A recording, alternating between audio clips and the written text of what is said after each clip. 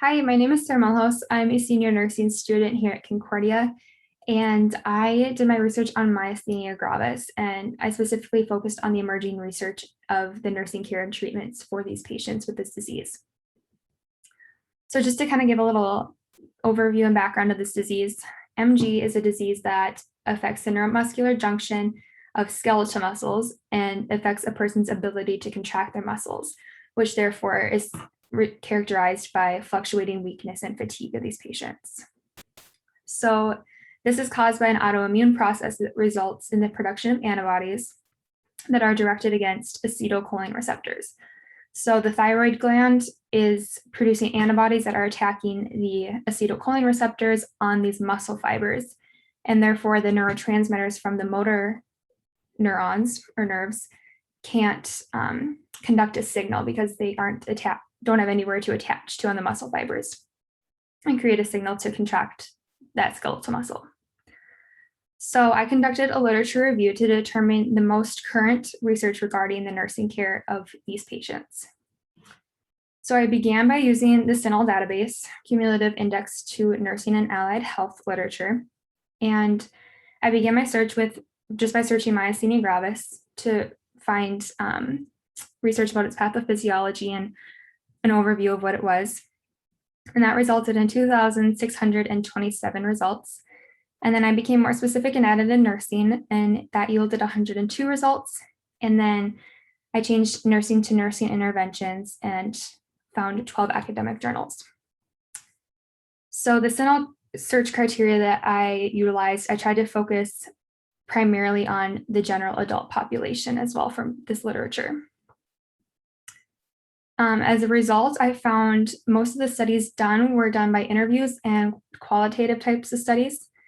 And I tried to keep it recent and utilized articles that were from 2013 to 2020. And there wasn't much research that's been done in recent years within the United States. So a lot of the literature that I found was from countries such as New Zealand and Japan. And just as a synthesized current recommendations from the top articles for nursing considerations that I found was for them to have an awareness of signs, symptoms, and complications of this disease, be able to accurately assess the level of fatigue, swelling abilities, and respiratory status of these patients, and provide anticipatory guidance to reduce fatigue, as well as alter patient care activities to help promote independence and reduce fatigue. So currently, for more medical and pharmacological management, I found that taking acetylcholinesterase and immunosuppressive medications are very common and standard, and also having a thymectomy and a plasmapheresis. And those two suggestions are targeting the antibodies that are being produced and help minimize that in the blood serum. And that all those treatments help to minimize the symptoms of MG.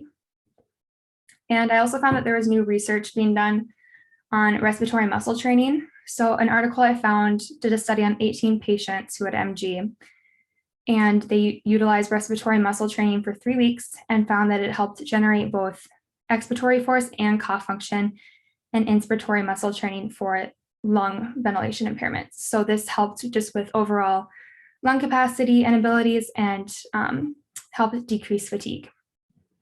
So again, as far as nursing considerations, it's important for nursing to be able to accurately assess these patients and make note of their fatigue, swallowing abilities, and respiratory statuses. And this is to help prevent any aspiration from occurring, which can lead to pneumonia, as we know. And also providing anticipatory guidance, because this will help reduce the anxiety of these patients, and any stress that these patients undergo can potentially put them in a myasthenic crisis, which we want to avoid. And that essentially is just when their symptoms get so bad that their respiratory system starts to fail and they need mechanical ventilation of some sort. And lastly, I found that it's important for nurses to help alter the patient's self-care actions to allow them more independence and reduce fatigue. And this will just help promote an overall higher quality of life. But I am suggesting that more research be done specifically on the nursing considerations of these patients. Thank you.